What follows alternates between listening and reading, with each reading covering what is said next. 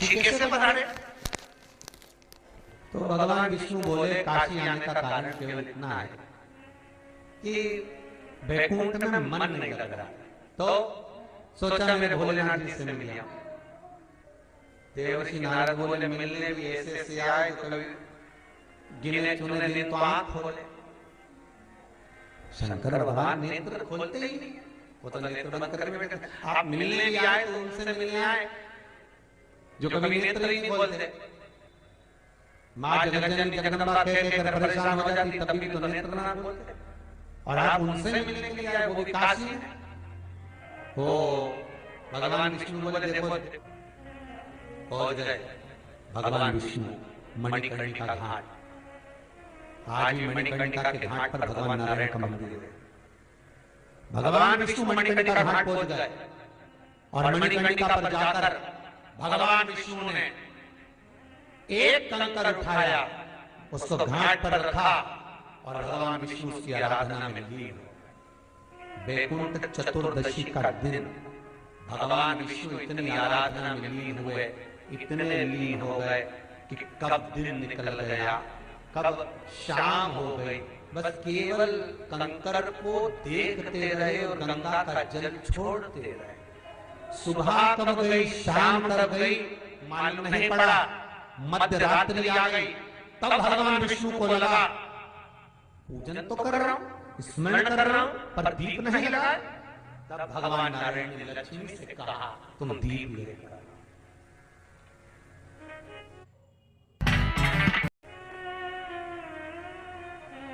लक्ष्मी थाल लगाकर 14 दीप लगाकर शिव के सम्मुख लेकर आई महाराज। शिव के इसलिए आज भी वैकुंठ चतुर्दशी के दिन सुबह और शाम के दीपदान का महत्व नहीं है। तब का है मध्य रात्रि, मध्य रात्रि के दीपदान का महत्व। और मध्य रात्रि के समय, मध्य रात्रि के अनुकूल में मां जब भगवान भूल गए तब लक्ष्मी जी दीप लेकर आई, प्रज्वलित किया। भगवान शंकर वहीं पर सम्मुख प्रकट हो गए। तब जैसे देवर्षि नारद ने कहा था कि कंकर में शंकर है, भगवान विष्णु ने देवर्षि नारद को हृदय से लगाया था, तब भगवान नारायण के सामने शिव प्रसन्न होकर भगवान नारायण को गले से लगाते हैं। इसको हमारे हिंदू धर्म में हरि हर मिलन कहते हैं। इसलिए वैकुंठ चतुर्दशी के दिन हरि हर मिलन हुआ। हरि हर मिलन वैकुंठ चतुर्दशी। महाराज निवेदन करूंगा, जिसकी किडनी गड़बड़ हो गई हो, जिसका लीवर गड़बड़ हो गया हो, जिसको डायलिसिस चल रहा हो और छूट नहीं रहा हो, वैकुंठ चतुर्दशी के दिन नदी के घाट पर, नदी, तालाब, सरोवर, कुआं, बावड़ी जो हो, उसके तट पर 14 दीप लगाकर, पीपल के पत्ते पर शहद डालकर और उसमें एक काली मिर्ची शंकर जी का नाम डालकर बोलकर उसमें चढ़ा दें। उसी पत्ते की काली मिर्ची, थोड़ा सा शहद घाट पर डाल दें और उस पत्ते को घर पर लेकर आ जाए। जिसको डॉक्टर ने कह दिया डायलिसिस होगा, किडनी लीवर गड़बड़ हो रहे हैं, वैकुंठ चतुर्दशी के दिन रात्रि को 14 दीप लगाकर जब घाट से आए, जिस व्यक्ति को रोग है, बीमारी है, उसको वो पत्ते समेत चटा देंगे।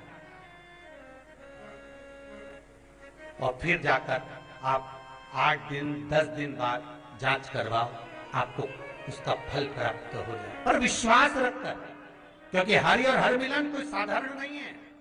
वैकुंठ चतुर्दशी कार्तिक के महीने में जो दीपदान होता है, माताएं सवेरे घाट पर स्नान करने जाती हैं तो वहां दिया लगाती है। शाम को तुलसी का क्यारा, दरवाजा सब दूर दीपदान होता है।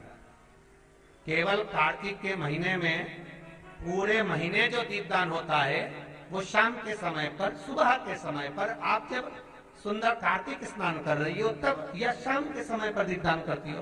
पर पूरे कार्तिक के महीने में केवल एक दिन ऐसा होता है जिस समय शाम को दीपदान नहीं होता, बल्कि मध्य रात्रि में दीप का दान होता है। कौन सा दिन है वो? पूरे कार्तिक के महीने में केवल एक दिन ऐसा होता है जिस दिन मध्य रात्रि में दीपदान होता है, ना सुबह ना शाम। हाँ, सुबह शाम आप तुलसी जी को लगा रहे हो अपनी जगह पर तुम अगर कार्तिक के महत्तम का स्मरण कर रहे हो, कार्तिक का स्नान कर रही हो, कार्तिक नहा रहे हो, या कार्तिक का व्रत कर रहे हो, या पचवीगन का व्रत कर रहे हो, या भीष्म पंचक का व्रत कर रहे हो,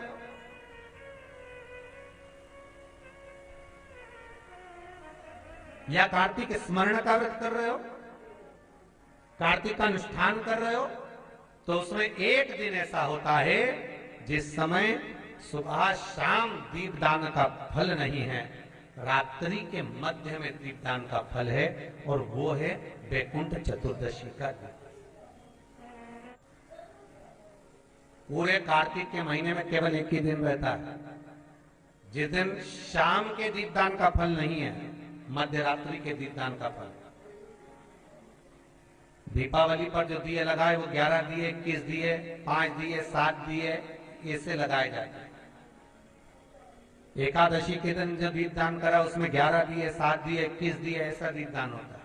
पर वैकुंठ चतुर्दशी का जो दिन है महाराज, इस दिन रात्रि को 11 बजे से लेकर 12:30 के बीच में दीपदान होता है, और 14 दिए का दान होता है महाराज। इसमें 14 दीप,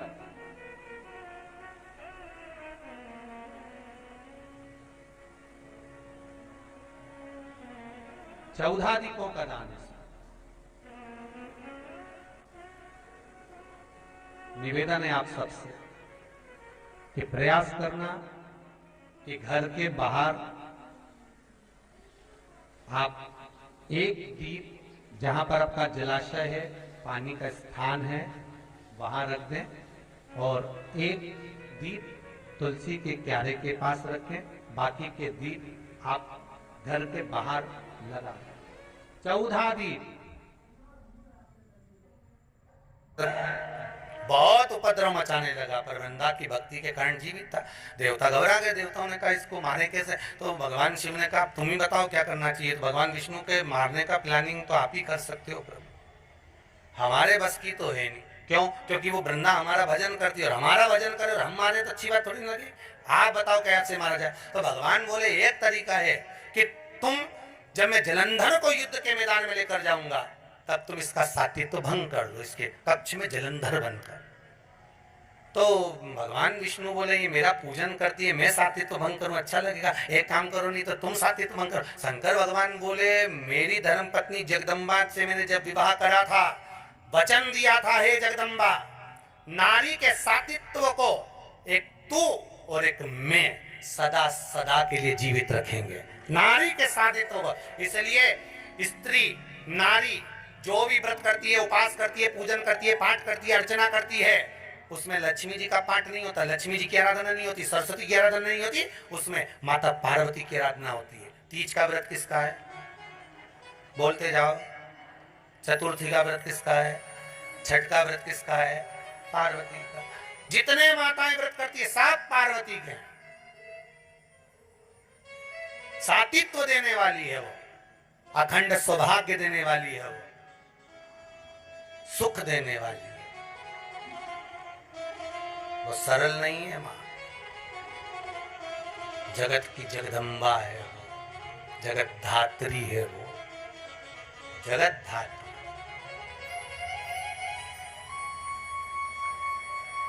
उसको पहचानो जरा। जिसके पति हों अष्ट सिद्धि नवनिधि के दाता, स्वयं शंकर जिसका पति हो, उसके पास में अष्ट सिद्धियां नवनिधियां तो चारों तरफ बिखरती हुई चलती है। चारों तरफ बिखरती हुई अष्ट सिद्धि नवनिधियां चलती हो, तो वो सहज कैसे हो सकता?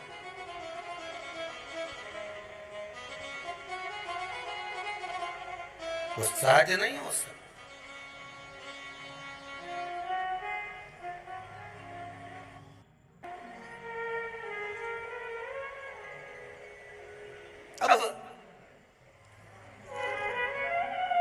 भगवान विष्णु का जलंधर बनकर जलंधर को ले गए शंकर, मार दिया शंकर भगवान ने जलंधर को।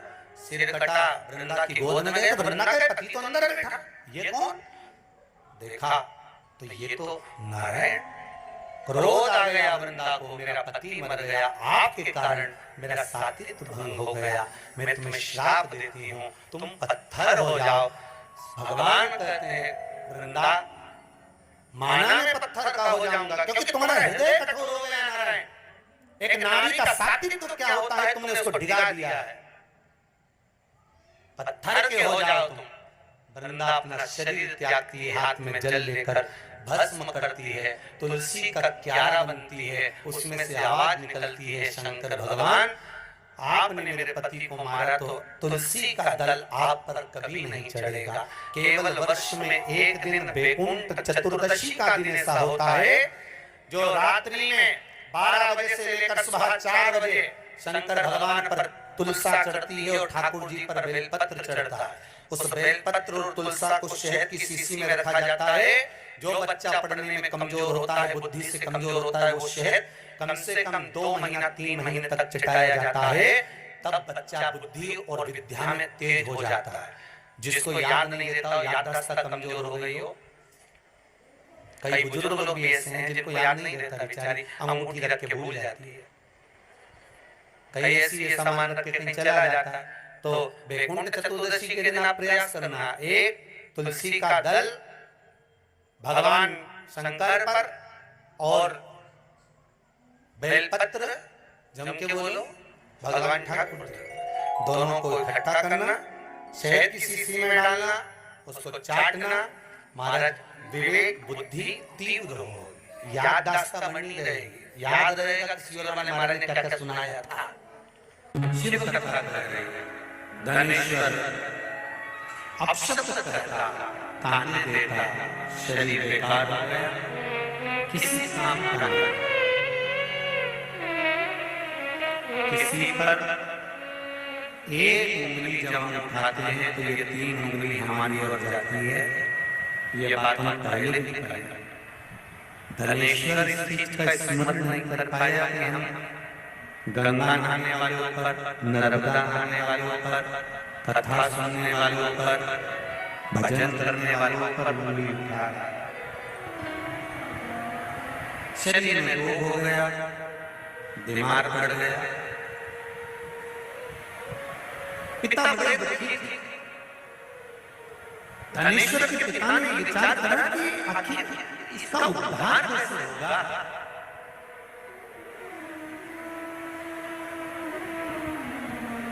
माता और पिता, हमारे देवी जी की आरती में भी हम लोग गाते हैं, पूत कपूत सुने परना माता सुनी। हमारे यहाँ की आरतियों में भी वर्णन किया गया है कि माता पिता, बेटा चाहे कितना भी बेकार तो भी माता पिता उसको कलेजे से लगा कर रखते हैं। मेरे बेटे का उद्धार कैसे होगा, स्मरण कैसे उसका मुक्ति होगी, समझ नहीं पाया। समय आया, रोज धनेश्वर अपशब्द कहता था, रोज उंगली उठाता था, रोज गालियां देता था, रोज गाने देता था। आज उसको नहीं मालूम था कि वैकुंठ चतुर्दशी का दिन है। काय का दिन है? जम के बोल जरा, वैकुंठ चतुर्दशी का दिन। ये धनेश्वर को नहीं मालूम, उसका रोज का नियम था जो नदी नहाने जाए, नर्मदा नहाने जाए, गंगा नहाने जाए, कथा सुनने जाए, या मंदिर जाए, या देवालय जाए, या कोई सत्संग करे या भजन करे और या शब्द कहता फिरे। तो धनेश्वर आज फिर एक भक्त स्नान कर रहा था, जल का पात्र हाथ में था, सुबह का समय था, शिव जी को जल चढ़ा रहा था। शिवालय में जल चढ़ाते चढ़ाते धनेश्वर ने आज कुछ चाहा नहीं, आज कुछ नहीं, पर धनेश्वर ने उस जल चढ़ाने वाले का सुबह के समय पर केवल जल चढ़ाते समय मुख देख और मुख देखा धनेश्वर चला। स्कंद पुराण कहती है धनेश्वर जब चला एक गड्ढे में जाकर गिर गया, गिरा प्राण छूट गए। इतना बड़ा पापी था कि शरीर का कष्ट भी भोग रहा था। उसके बाद भी ये मरने के बाद नरक नहीं गया, अगर गया तो वैकुंठ गया।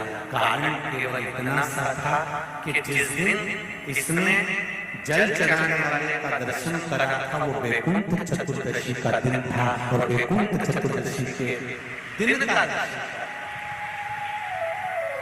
इसलिए सुन लो जितने लोग आस्था पर कथा सुन रहे हैं, जितने फेसबुक पर सुन रहे हैं, जितने लोग भीखंडाओं की पावन धारा पर सुन रहे हैं, आपने 7 दिन की कथा सुनी के लिए सुनी, पर कल 6 तारीख हरिहर मिलन का दिन, वैकुंठ चतुर्दशी का दिन। अगर कथा तक पहुंच जाओ तो अच्छी बात, टीवी के सामने भी बैठ गए तो अच्छी बात, मोबाइल के सम्मुख में भी सुन ली तो बहुत अच्छी बात। पर जो भीखंड गांव तक भी नहीं पहुंचा तो कम से कम कोई गांव का व्यक्ति अगर कथा सुनकर निकल कर जाए तो उसका केवल दीदार कर लेना, दर्शन कर लेना, उतने में बहुत। धनेश्वर ने पूछा मैंने कौन सा पुण्य करा था जो मुझे वैकुंठ का द्वार खुला मिला? चित्रगुप्त महाराज ने कहा धनेश्वर ब्राह्मण, तुमने पाप तो इतना करा था कि तुमको नरक भोगना था। केवल वैकुंठ चतुर्दशी के दिन स्नान कर कर आ रहे व्यक्ति का, शिवजी पे जल चढ़ाते हुए आ रहे व्यक्ति का मुख का दर्शन कर लिया था। इसलिए वैकुंठ चतुर्दशी हरिहर मिलन का दिन है। वैकुंठ चतुर्दशी के दिन भगवान विष्णु और भगवान शंकर इन दोनों का गुणगान गाना चाहिए, दोनों का दोनों का मंत्र जाप होना चाहिए, दोनों का। नींद खुली रहे तो 11 बजे के बाद में, रात्रि को 11 के बाद अगर नींद खुली रहे, नींद नहीं खुली रहे तो फिर तुम रात को 8 बजे चढ़ा के सो जाओ तो कोई बात नहीं हो, भगवान तो बोलेगा। शंकर भगवान पर पहले बेलपत्री चढ़ाना, लड्डू गोपाल के सामने तुलसी का दल चढ़ाना, अपने मन की कामना कर हरिहर मिलन कराना। थोड़ी देर तक या तो सुबह के समय ही चढ़ा दो, दिन भर चढ़े रहने दो, रात्रि के समय पर जब फ्री हो जाओ तब घी का दिया लगाकर बेलपत्र उठाना, वो उठाकर भगवान शालिग्राम जी पर या लड्डू गोपाल पर या मेरे कृष्ण पर या नारायण पर या भगवान विष्णु पर, जो भी तुम्हारी मूर्ति हो लड्डू गोपाल की आई थी उन पे चढ़ा देना, और भगवान की तुलसी उठाकर अपनी कामना कर मेरे देव महादेव की शिवलिंग पर चढ़ा देना।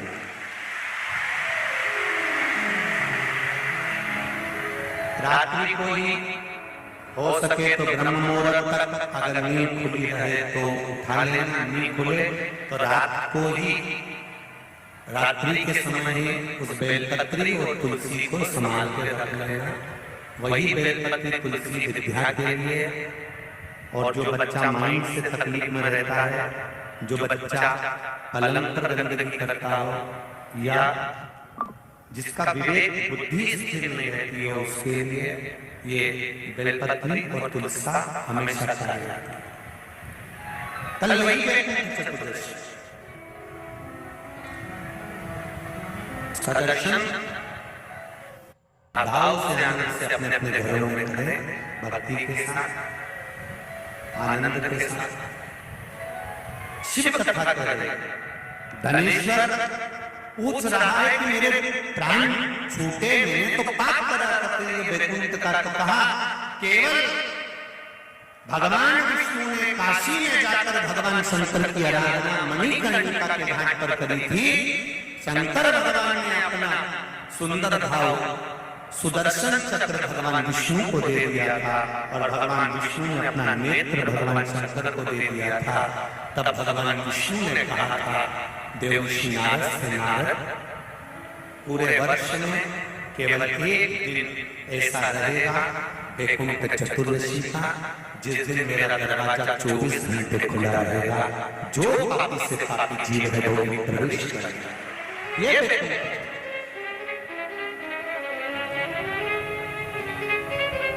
प्रयास करो, कल शिव जी के मंदिर में जाकर एक लोटा जल अवश्य चढ़ाना। भगवान नारायण का स्मरण करें, राम नाम, कृष्ण नाम, शिव नाम, भगवान की भक्ति का भजन कीर्तन करें। धनेश्वर के प्राण छूटे परम पद पाएगा। जिस भरोसे के साथ, जिस विश्वास के साथ आप देव जो महादेव से प्रार्थना करते हो, विनय करते हो, निवेदन करते हो, बाबा उसको स्वीकार करता है, सुनता है। चंद्रदेव पूछ रहे हैं कि शिव सुनेगा कैसे? शंकर जी को कहने के लिए कहाँ जाया? शिव जी से अगर कोई बात कहना है, शंकर भगवान को कहना है, शंकर भगवान को यदि कोई बात कहना हो, शिव जी से कुछ कहना हो, तो कहाँ जाकर कहें? कहाँ जाकर, कहाँ प्रार्थना करें, कहाँ विनय करें? देवर्षि नारद जी ने कहा कि तुम जहाँ बैठो, तुम्हारा जहाँ मन पड़ जाए वहाँ बैठकर बालू के शिवलिंग का निर्माण करो, मिट्टी का शिवलिंग बनाओ, पार्थिव शिवलिंग बनाओ। पार्थिव शिवलिंग में बालू में, मिट्टी में कण कण कण कण होते हैं। उन कंकड़ को जोड़कर, कण कण को जोड़कर अपने दिल की बात एक लोटा जल चढ़ाते समय से प्रार्थना करो, विनय करो। ये दुनिया की सबसे बड़ी गलती है कि दुनिया के लोग भगवान को मंदिर में ढूंढने जाते हैं और अपने भीतर नहीं ढूंढते। ये दुनिया की बड़ी विचित्र रीति है। दूर के लोगों से फोन कर कर पूछते हैं चाची जी कैसी हो, और घर में बैठे हुए लोगों से पूछ नहीं पाते हैं कि तुम कैसे हो। ये दुनिया की बड़ी विचित्र रीति है। तीर्थ में भगवान को ढूंढते हैं, मंदिर में भगवान को ढूंढते हैं, पर अपने दिल में परमात्मा को ढूंढ नहीं पाते हैं। वो तुम्हारे भीतर बैठा हुआ है। एक कंकर उठाओगे, हाथ में रखोगे, दिल से उसको पूजोगे, तो कंकर में भी एक ना एक दिन शंकर नजर आएगा और तुम्हारी कामना पूरी करेगा। शायद पूरी दुनिया का एक स्थान है कुबेरेश्वर धाम। पूरे विश्व में केवल एक भूमि है, कंकर शंकर की भूमि कुबेरेश्वर धाम, जहाँ कंकर को उठाकर शंकर देखा जाता है, जहाँ कंकर को बीन कर पूजन करी जाती है और कंकर में शंकर को देखा जाता है। और जिस कंकर को आप अपने घर पर लेकर जाते हो, अगर तुम्हारा विश्वास पक्का होता है, तो एक ना एक दिन उस कंकर में शंकर के प्रतिबिंब का दर्शन तुम्हें होता जरूर है। ये निश्चित है। पूरे विश्व में एक भूमि है कुबेरेश्वर धाम। इसलिए कभी मौका मिले तुम्हारे परिवार के लोग, तुम्हारे घर के लोग अगर तुमसे कहें कि मम्मी कहाँ जाना चाहोगी, पापा कहाँ जाना है, बहन कहाँ जाना है, तो एक बार तुम्हारे मुख से निकलना चाहिए कि मुझको एक बार सीहोर कुबेरेश्वर बाबा के धाम ले चल, उस भूमि पर मुझे भी कंकर की पूजन करना, पर मुझको भी लेकर चल, वहां कंकर शंकर की पूजन करना। वो साधारण भूमि नहीं है, भूमि पर जो आया है खाली नहीं।